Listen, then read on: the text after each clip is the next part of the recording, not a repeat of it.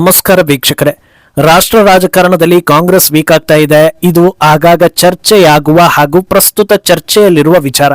ಮೋದಿ ನೇತೃತ್ವದ ಬಿಜೆಪಿಯನ್ನ ಸಮರ್ಥವಾಗಿ ಎದುರಿಸಬೇಕು ಅನ್ನೋ ಉದ್ದೇಶ ಇಟ್ಕೊಂಡೆ ನಿನ್ನೆ ಮಹತ್ವದ ಮೀಟಿಂಗ್ ಕರೆದಿದ್ರು. ಅಲ್ಲಿ ಏನೆಲ್ಲ ಆಯ್ತು ಅನ್ನೋದನ್ನ ನಿನ್ನೆಯ ಎಪಿಸೋಡ್ನಲ್ಲೇ ಹೇಳಿದ್ವಿ.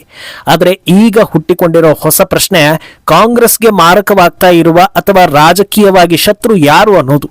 ಈ ಪ್ರಶ್ನೆ ಕೇಳಿದ್ರೆ ಮೋದಿ ಅನ್ನೋ ನೇರ ಉತ್ತರ ಬರುತ್ತೆ, ಬಿಜೆಪಿ ಇರ್ಬೋದು ಅನ್ನೋ ಉತ್ತರವೂ ಬರುತ್ತೆ.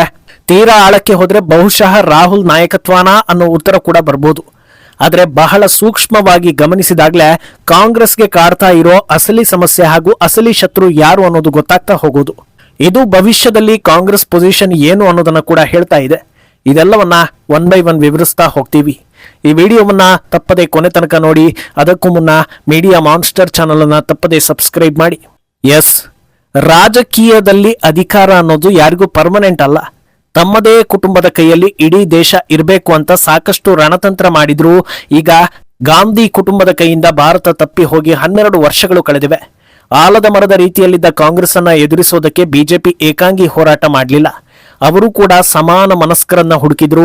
NDA ಅಂತ ಒಂದು ಪಡೆಯನ್ನ ಕಟ್ಟಿದ್ರು.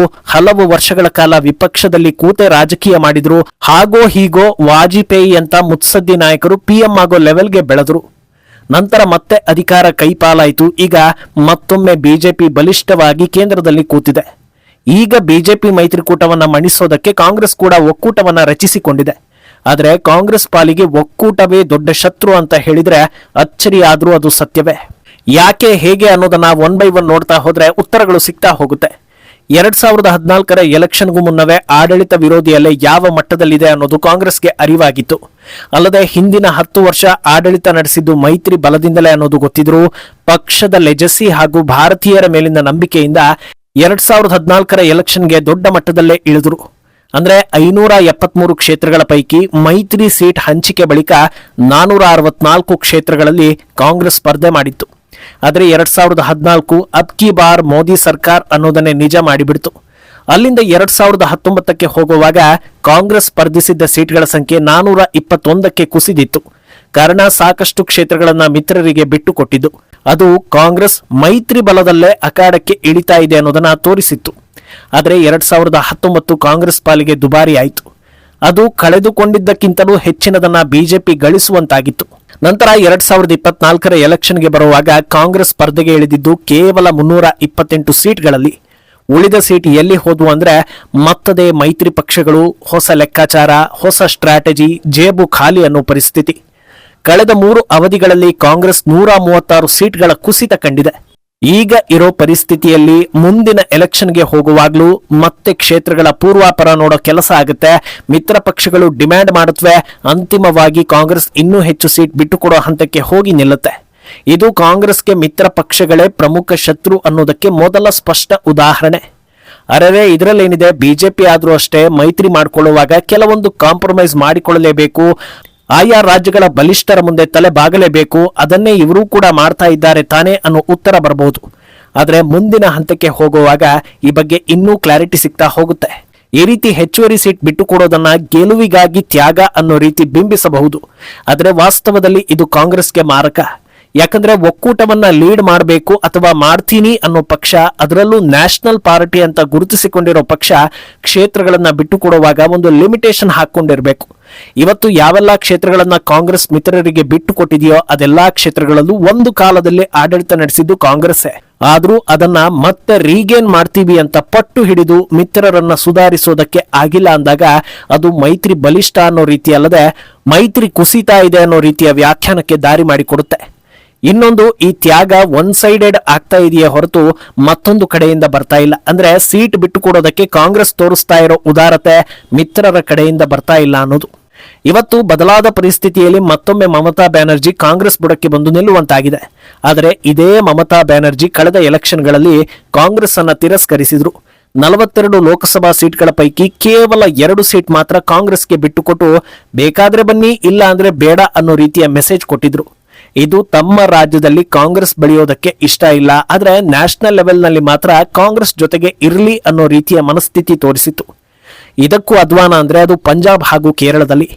ND ಒಕ್ಕೂಟದಲ್ಲಿ ರಾಹುಲ್ ಗಾಂಧಿ ನಾಯಕ ಆದ್ರೆ ಅಲ್ಲಿ ಅರವಿಂದ್ ಕೇಜ್ರಿವಾಲ್ಗೂ ಸ್ಥಾನ ಇದೆ. ಆದ್ರೆ ಪಂಜಾಬ್ನಲ್ಲಿ ಮಾತ್ರ ಕಾಂಗ್ರೆಸ್ ನಾಯಕರು ನಾವು ಯಾರ ಜೊತೆ ಕೂಡ ಮೈತ್ರಿ ಮಾಡ್ಕೊಳ್ಳೋದು ಬೇಡ, ಆಮ್ ಆದ್ಮಿ ನಮ್ಮ ಪ್ರಮುಖ ಎದುರಾಳಿ ಅಂತ ಪ್ರತ್ಯೇಕ ಸ್ಪರ್ಧೆಗೆ ಮನಸ್ಸು ಮಾಡಿದ್ರು. ಕೇರಳದಲ್ಲಿ LDF ಹಾಗೂ UDF ನೇರ ಎದುರಾಳಿಗಳು, ಆದರೆ ND ಒಕ್ಕೂಟದಲ್ಲಿ ಇಬ್ಬರು ಮಿತ್ರರೇ. ಅಲ್ಲಿಗೆ ಈ 3 ರಾಜ್ಯಗಳನ್ನ ಸೇರಿಸಿ ಒಟ್ಟು 75 ಲೋಕಸಭಾ ಸೀಟ್ಗಳಿವೆ. ಇಲ್ಲಿ ಕಾಂಗ್ರೆಸ್ ಬಿಜೆಪಿ ವಿರುದ್ಧ ಹೋರಾಡ್ತಾ ಅಂತ ಕೇಳಿದ್ರೆ ಖಂಡಿತ ಇಲ್ಲ. ಅದು ತಮ್ಮದೇ ಮಿತ್ರರ ಜೊತೆಗಿನ ಹೋರಾಟ. ಆದ್ರೆ ಇಬ್ಬರ ಜಗಳ ಮೂರನೆಯವರಿಗೆ ಲಾಭ ಅನ್ನೋ ಹಾಗೆ ಇಲ್ಲಿ ND ಒಕ್ಕೂಟದ ಪಕ್ಷಗಳ ಪ್ರಭಾವ ಹೆಚ್ಚಿದ್ರೂ ಕೂಡ ವೋಟ್ ಸ್ಪ್ಲಿಟ್ ಆಗಿದ್ದು ಮಾತ್ರ NDAಗೆ ಸಹಾಯ ಮಾಡಿಕೊಡ್ತು. ಇದನ್ನ ಮನಸ್ಸು ಮಾಡಿದ್ರೆ ಬಗೆಹರಿಸಬಹುದಿತ್ತು.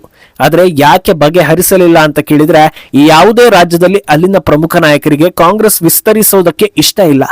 ಹಾಗೋ ಹೀಗೋ ನಾವು ಇಲ್ಲಿ ಬಲಿಷ್ಠರಾಗಿದ್ದೀವಿ, ಕಾಂಗ್ರೆಸ್ಗೆ ಸಹಾಯ ಮಾಡೋದಕ್ಕೆ ಹೋದ್ರೆ ಅವರು ನಮ್ಮ ಪಾಲನ್ನೇ ಕಿತ್ತುಕೊಂಡು ಬಿಟ್ಟಾರು, ಆದ್ರಿಂದ ಅವರಿಗೆ ಇಲ್ಲಿ ಲಿಮಿಟೇಷನ್ ಹಾಕ್ಲೇಬೇಕು, ರಿಸಲ್ಟ್ ಬಂದ ಬಳಿಕ ಪರಿಸ್ಥಿತಿ ನೋಡಿಕೊಂಡು ಎಷ್ಟರ ಮಟ್ಟಿಗೆ ಬೆಂಬಲ ಕೊಡಬೇಕು ಅನ್ನೋದನ್ನ ಕೊಟ್ರೆ ಆಯ್ತು ಅನ್ನೋ ರೀತಿಯಲ್ಲಿ ಯೋಚಿಸ್ತಾ ಇದ್ದಾರೆ. ಕೇರಳ, ಬಂಗಾಳ, ಪಂಜಾಬ್ ಮಾತ್ರವಲ್ಲದೆ ಜಮ್ಮು ಕಾಶ್ಮೀರ ಹಾಗೂ ಈಶಾನ್ಯ ರಾಜ್ಯಗಳ ಲೋಕಲ್ ಪಾರ್ಟಿಗಳ ಜೊತೆಗೂ ಕಾಂಗ್ರೆಸ್ ಫೈಟ್ ಮಾಡ್ತಾ ಇದೆ. ಆದರೆ ನ್ಯಾಷನಲ್ ಲೆವೆಲ್ನಲ್ಲಿ ಎಲ್ಲರೂ ಒಂದೇ ಒಕ್ಕೂಟದಲ್ಲಿ ಗುರುತಿಸಿಕೊಂಡಿದ್ದಾರೆ. ಸರಿ, ಇದರಿಂದ ಕಾಂಗ್ರೆಸ್ಗೆ ಲಾಭ ಇಲ್ಲ.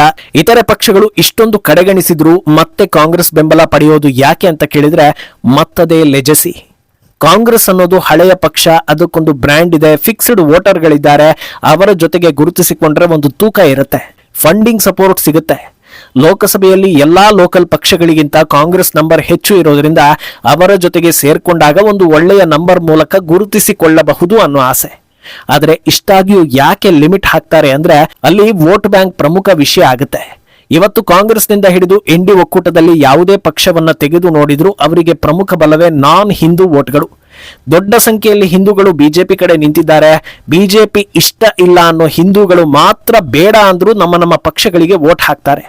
ಆದ್ರೆ ಬೇಡ ಅಂದ್ರೆ ಬರೋ ಮತಗಳು ಬಂದೇ ಬರುತ್ತೆ. ಬೇಕು ಅಂದ್ರೂ ಸಿಗದೆ ಓಲೈಕೆ ಮಾಡಿದ್ರೆ ಮಾತ್ರ ಸಿಗೋದು ನಾನ್ ಹಿಂದೂ ವೋಟ್ಗಳು. ಅವರು ಆಲ್ರೆಡಿ ಕಾಂಗ್ರೆಸ್ ಅನ್ನ ಮೆಚ್ಚಿಕೊಂಡಿದ್ದು ಕಾಂಗ್ರೆಸ್ ಇಲ್ಲದ ಕಡೆಗಳಲ್ಲಿ ಮಾತ್ರ ನಮ್ಮನ್ನ ಬೆಂಬಲಿಸ್ತಾ ಬಂದಿದ್ದಾರೆ. ಅಲ್ಲಿಗೆ ಹೆಚ್ಚು ಸೀಟ್ ಕಾಂಗ್ರೆಸ್ಗೆ ಬಿಟ್ಟುಕೊಟ್ರೆ ತಮ್ಮ ಬಲ ಕಮ್ಮಿ ಆಗೋದ್ರಿಂದ ಕಾಂಗ್ರೆಸ್ ಅನ್ನ ಬೆಳೆಸಬೇಕು ಅಥವಾ ಬೆಳೆಯೋದಕ್ಕೆ ಸಹಾಯ ಮಾಡಬೇಕು ಅನ್ನೋ ಮನಸ್ಥಿತಿ ಸಹಜವಾಗಿ ಮಿತ್ರ ಪಕ್ಷಗಳಿಗೆ ಇಲ್ಲ. ಚುನಾವಣೆಯಿಂದ ಚುನಾವಣೆಗೆ ಹೋಗುವಾಗ ತಮ್ಮ ತಮ್ಮ ರಾಜ್ಯಗಳಲ್ಲಿ ಎಲ್ಲಿ ತಮಗೆ ಚೂರು ಬೆಂಬಲ ಇಲ್ವೋ ಅಥವಾ ಕಷ್ಟ ಅನ್ನೋ ರೀತಿ ಇದೆಯೋ ಆ ಕ್ಷೇತ್ರಗಳಲ್ಲಿ ಬೇಕಾದ್ರೆ ಕಾಂಗ್ರೆಸ್ ಹೋರಾಡ್ಲಿ ಅಂತ ಉದಾರತನವನ್ನ ತೋರಿಸ್ತಾ ಇದ್ದಾರೆ. ಆದ್ರೆ ಓಲೈಕೆ ಸಮುದಾಯಗಳ ಸಂಖ್ಯೆ ದೊಡ್ಡದಿದ್ದು ಅಲ್ಲಿ ಕಾಂಗ್ರೆಸ್ ನಿಂತರೂ ಗೆಲ್ಲುತ್ತೆ ಅನ್ನೋ ರೀತಿಯ ಕ್ಷೇತ್ರಗಳನ್ನ ಕಾಂಗ್ರೆಸ್ಗೆ ಕೊಡದೆ ತಾವೇ ನಿಂತು ಸಂಖ್ಯಾಬಲವನ್ನ ಹೆಚ್ಚಿಸಿಕೊಳ್ತಾ ಇದ್ದಾರೆ. ಈ ಎಲ್ಲಾ ಕಾರಣದಿಂದ ಕಾಂಗ್ರೆಸ್ ಕುಗ್ತಾ ಬಂತು. ಕುಗ್ಗಿದ ಬಳಿಕ ಶುರುವಾದ ಹೊಸ ಸಮಸ್ಯೆ ಅಂದ್ರೆ ವೀಕ್ ಆಗಿರೋ ಕಾಂಗ್ರೆಸ್ ಅನ್ನ ನಮ್ಮ ಒಕ್ಕೂಟದ ಲೀಡರ್ ಅಂತ ಒಪ್ಪಿಕೊಳ್ಳೋದಕ್ಕೆ ಬಹುತೇಕರು ರೆಡಿ ಇಲ್ಲ. ನಿನ್ನೆಯ ಮೀಟಿಂಗ್ ಅನ್ನ ತೆಗೆದು ನೋಡಿದ್ರು ಅಲ್ಲಿ ಯಾರಿದ್ರು ಯಾರಿಲ್ಲ ಅನ್ನೋದು ಬಹಳ ಸ್ಪಷ್ಟವಾಗಿ ಕಾಣಿಸ್ತಾ ಇದೆ. ಅಲ್ಲಿಗೆ ನ್ಯಾಷನಲ್ ಲೆವೆಲ್ ನಲ್ಲಿ ಕಾಂಗ್ರೆಸ್ ಬೇಕು, ಲೋಕಲ್ ಲೆವೆಲ್ ನಲ್ಲಿ ಬೆಳಿಬಾರ್ದು. Moral of the story, Congress ಬಿಜೆಪಿಯನ್ನ ಸೋಲಿಸೋ ಸಲುವಾಗಿ ಮಿತ್ರರ ಜೊತೆಗೆ ಒಗ್ಗೂಡಿ ಮಿತ್ರರ ಜೊತೆಗೆ ಫೈಟ್ ಮಾಡ್ತಾ ಇದೆ ಅಷ್ಟೇ. ಈ ಬಗ್ಗೆ ನಿಮ್ಮ ಅಭಿಪ್ರಾಯವನ್ನ ತಪ್ಪದೆ ಕಮೆಂಟ್ ಮೂಲಕ ತಿಳಿಸಿ.